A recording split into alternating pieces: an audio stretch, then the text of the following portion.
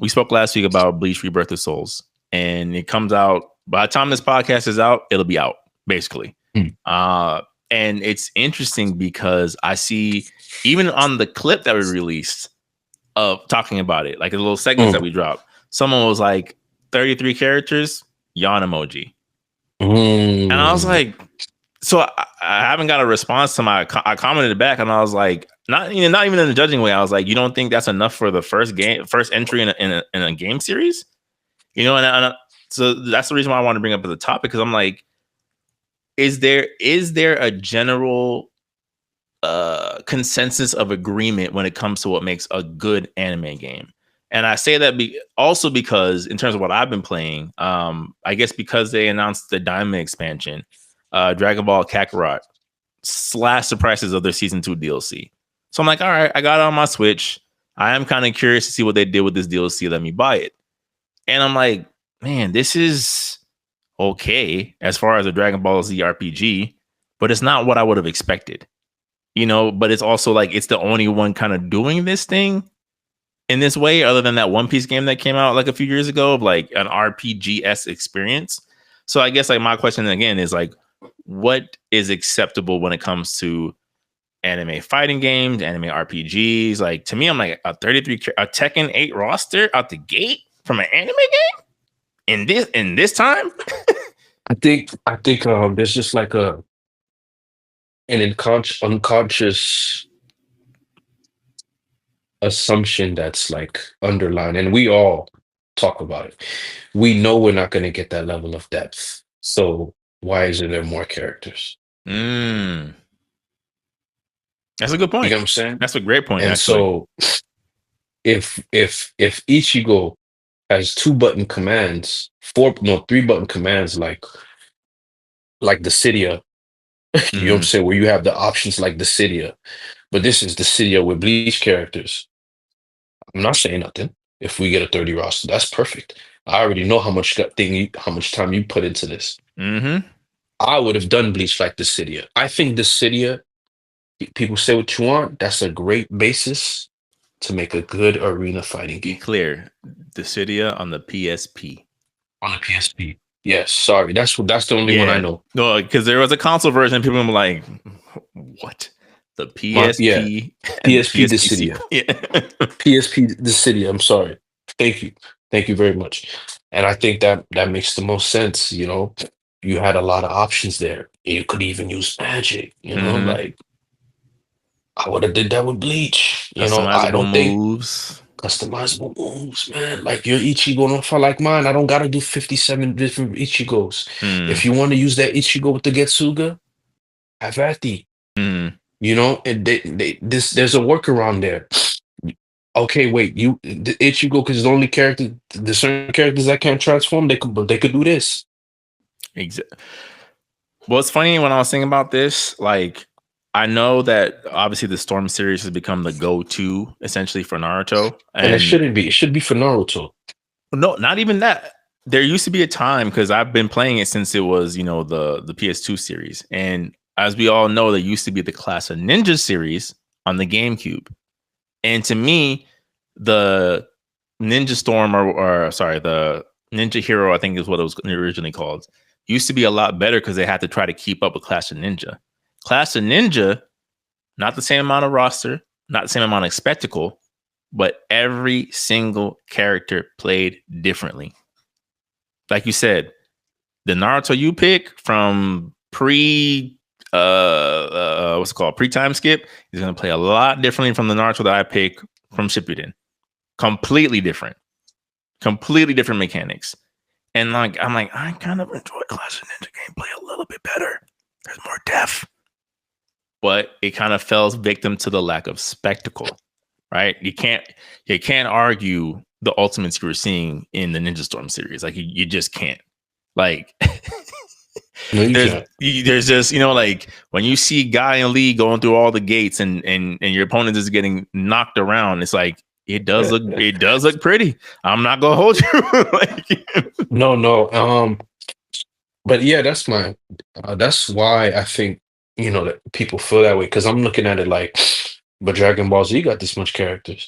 But we know we're not going to get depth out of Dragon Ball Z, Mm-hmm. you know, or like even okay, your best case scenario, even if you gave it depth, is it going to be as deep as Super Smash Brothers?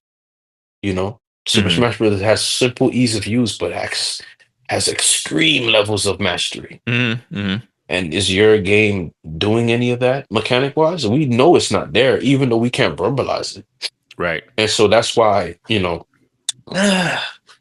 only 30 characters. Tekken 8 has XYZ, but Tekken 8 is college level of depth. I don't care. That's what I'm saying subconsciously. Mm-hmm. If that's never made aware to me, so that's what I think. It's just an underlying like, yo, that's easy. That's child's play, man. Add some more. No, I agree with you. I think that like you said, like I think the point you made is like we feel it, but we don't acknowledge it is really like kind of on the marker, right? So like for example, Jujutsu Kaisen game that came out, that Arena Fighter, it didn't sell well, but it had all the characters I guess you could ask for, right? Because it was a very poorly designed, rushed arena fighter. So to me, it's kind of like you can't say like, oh well, I'm here for the roster. I'm like, you had all the roster you wanted. You had your Sukuna, you had all the characters you wanted, and nobody bought it. Why? Because the gameplay was surface level water of death. You know what I'm saying? Like to me, I'm like, I get it that not everything has to be Dragon Ball Fighters level for everybody, but in my mind, I'm like, why can't these two things exist? Like the only thing that I've said about the Bleach game coming out, I'm like, I do think there's some weird omissions from the roster, and I do think some of the supers are a little bit lacking. But for a more visually tailored game like Sparking Zero, there's still some of the visuals that are a little lacking. So even on that end, like I'm still not fully getting the things that you're critiquing this other game for not having. That's why I'm kind of curious. I'm like, fighting game wise, like, does it have to be a 40 character roster? Would that have been too little? Right? Is I think everything's going to be compared to Dragon Ball Z Zero, Sparking Zero. but that's there. That No, doesn't. but no, but I mean it is though. So because they can finally, it's anime fans versus anime fans. If I'm going to be extreme, this is just an extreme take though. Mm, Um, you finally get my Bleach game. Doesn't have more characters than this series and that series. That's the only way I could assume.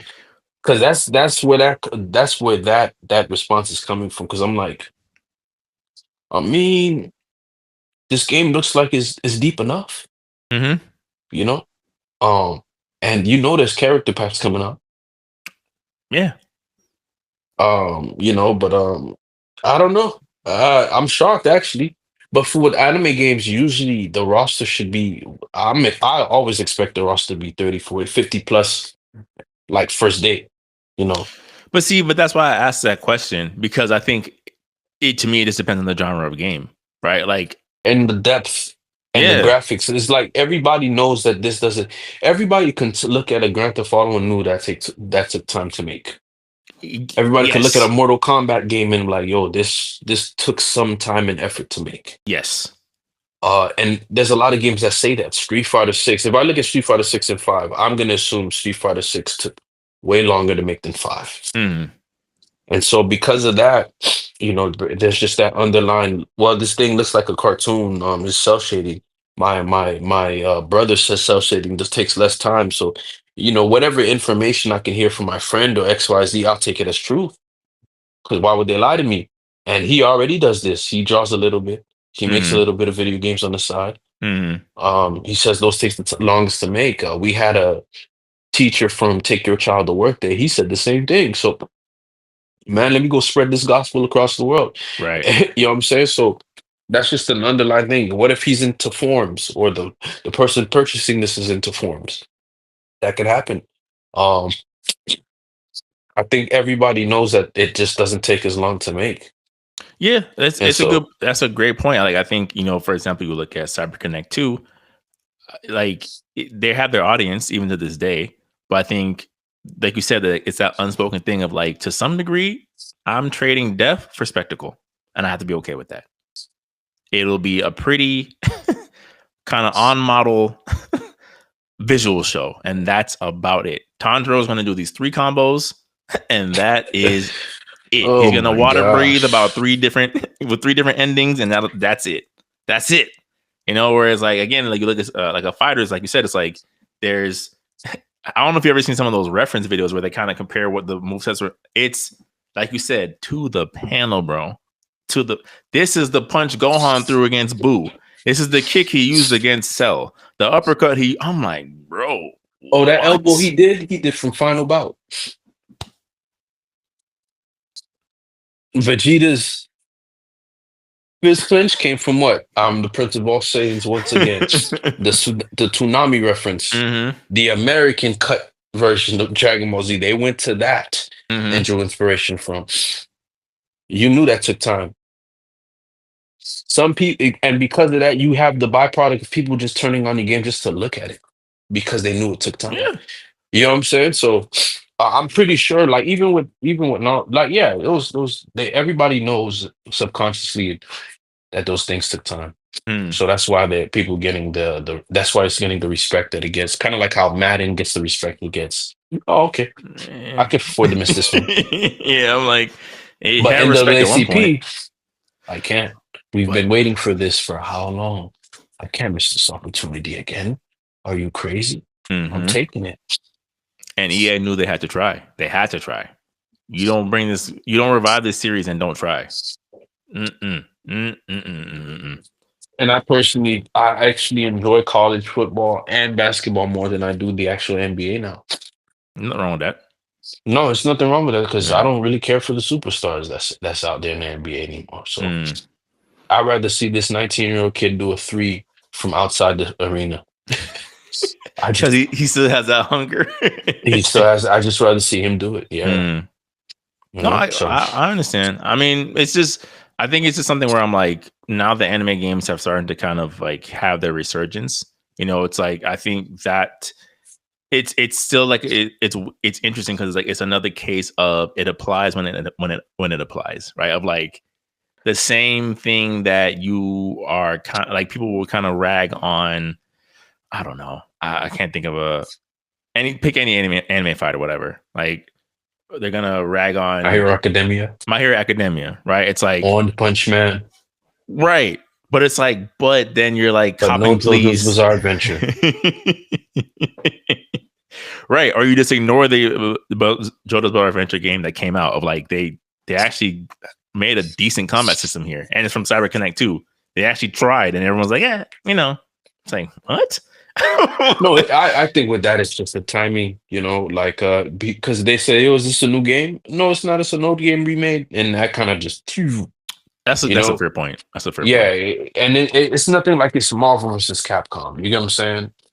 But even with the Marvel vs. Capcom, like that Hunter x Hunter and then Impact is basically Marvel vs. Capcom, and everyone's like, yeah, no. Oh, I mean. But that's what I'm saying. I'm like, I feel like it applies when it applies. Of like, no, it applies when it like that, bro, yo, like.